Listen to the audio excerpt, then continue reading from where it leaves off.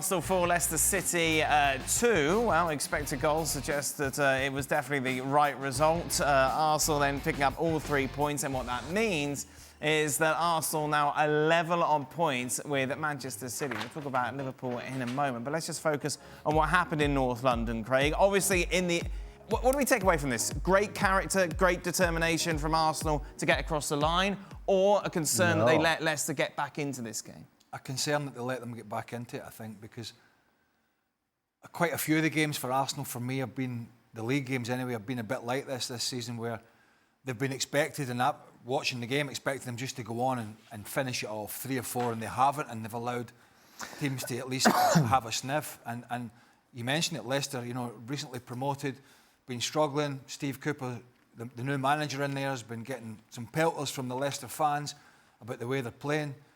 They actually defended set pieces in this game, for the most part, particularly pretty well. Much better than City did last week. Yep. But they got caught right at the death. There was 7 minutes of injury time, which I think was quite a lot for the amount of injuries that went on.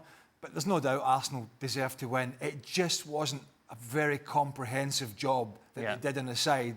They should have made it a lot easier than they did, but clearly 3 points and move on. Especially, Frank, when you're 2-0 up at half-time.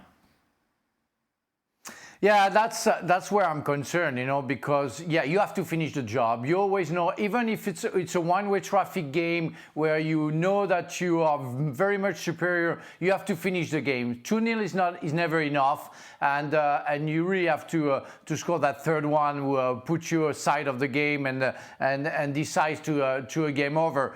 They didn't do that. It's natural that you relax after 2-0, and that happened to any players and any team. But to get that sloppy, I was very concerned. When I saw the second goal from Justin, I say, "Oh my God, they're gonna struggle," because it's very hard to go back to where you were and to get that strength to finish the game. Well, they've been lucky. Good for them. And on top of it, we have to say that Hermansen made great saves. I think he made 8 or 9 great saves. So it didn't help the Gunners to win that game. But you cannot relax that much, even against the last of the league, because otherwise, you can be very much surprised. Arsenal, quite clear favourites now to win the Premier League. In the bookies' eyes? I don't know why, after watching that today. They got lucky. Really, Stevie? Of course they did. When you've got to rely on an own goal... But surely overall, if you've got expected goals for... That's not the point, Dan. The point is that when you're 2-0 up and you believe that you should be the champions, you kill the opposition off. Right. And if you don't kill them off by scoring more goals, you completely nullify them going the other way.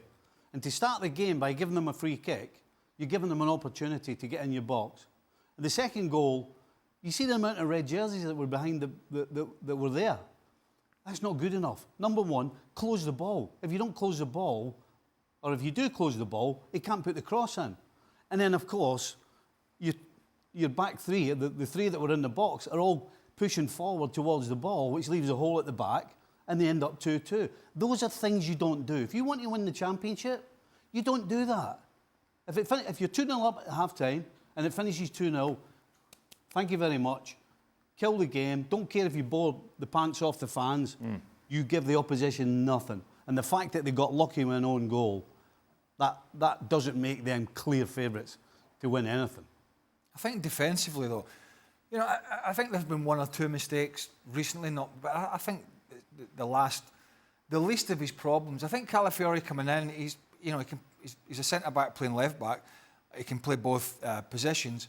I had a tough time early on. Scored a great goal at City, but I had a tough time early on last week from Savinho. But I think defensively, Arsenal are normally quite solid. For them to lose 2 at home to Leicester is a bit of an anomaly, particularly in the way in which it happened. Maybe they did just switch off a little bit, which is a warning to them. But I mean, I wouldn't say the clear favourites, but obviously with Rodri out, we've talked about it.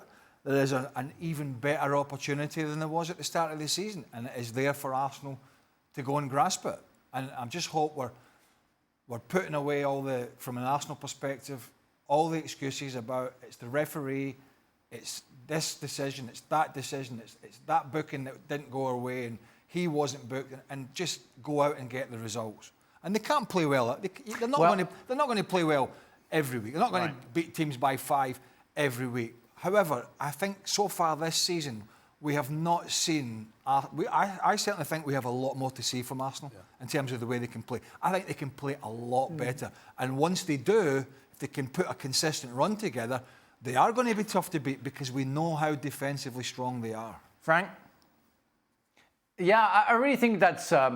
the 2 last games that they played will be a very good lesson for the players, but also for Arteta to keep them on their toes, because really the last minutes or the last second of the game against Manchester City, you concede a goal, you relax, you get sloppy, and you don't kill off the opponent. They come back 2-2. It's a real roller coaster right now, and I think you get a lot out of that, and maybe it's going to be good for them. It's a big lesson, and it can serve them. They're going to play Paris Saint-Germain at home on Tuesday, I think.